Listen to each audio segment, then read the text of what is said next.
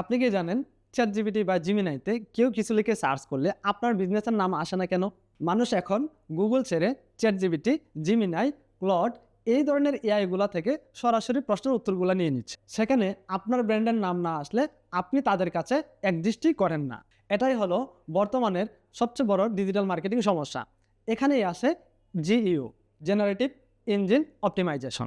এটা হলো এমনভাবে আপনার ব্র্যান্ড তৈরি করা যাতে চ্যাটজিপিটি, জিমিনাই, ক্লড এই এআইগুলা আপনাকে রেকমেন্ড করে।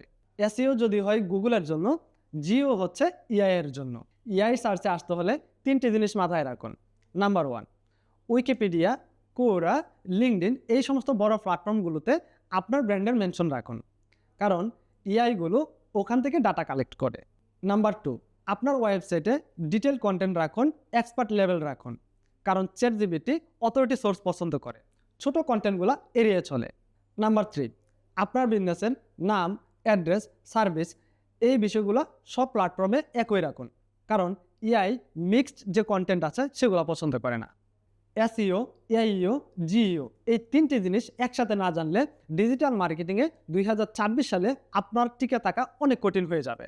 এখনই আমাদের পেজটা ফলো করুন আর কমেন্টে লিখুন জিইও, আমি আপনাকে একটি ফ্রি পিডিএফ গাইড পাঠিয়ে দেব।